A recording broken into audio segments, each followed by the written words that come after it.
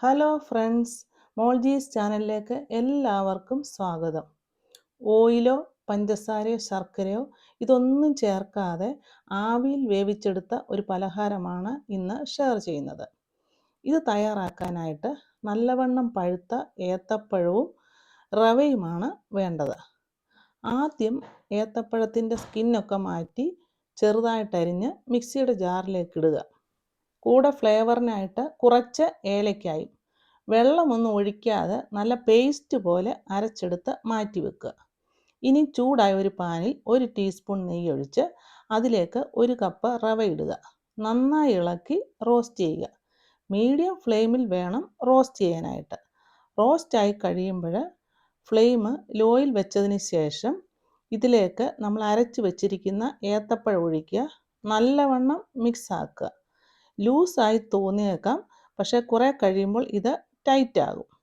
അര മിനിറ്റ് വഴറ്റിയ ശേഷം flame off ചെയ്യുക.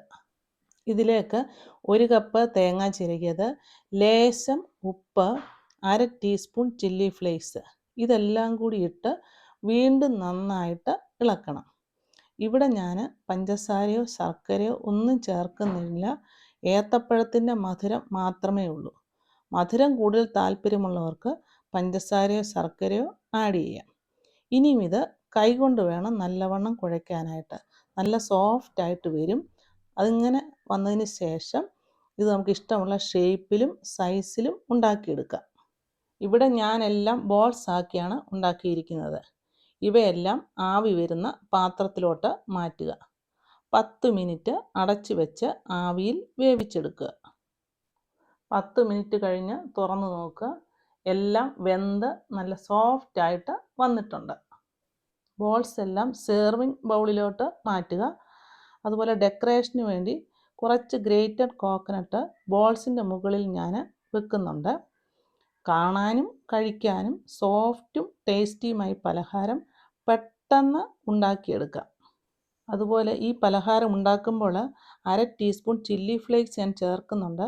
അത് എരിവിന് വേണ്ടിയല്ല, ഏത്തപ്പഴത്തിൻ്റെ മധുരവും ചെറിയ എരിവും ഉപ്പും എല്ലാം കൂടി വരുമ്പോൾ നല്ലൊരു സ്പെഷ്യൽ ടേസ്റ്റാണ്. അല്ലാതെ പലഹാരത്തിന് എരിവുണ്ടാകുകയില്ല.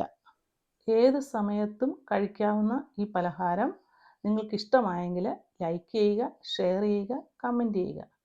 അടുത്ത നല്ലൊരു റെസിപ്പിയുമായി കാണുന്നത് വരെ ഹാവ് എ നൈസ് ടൈം.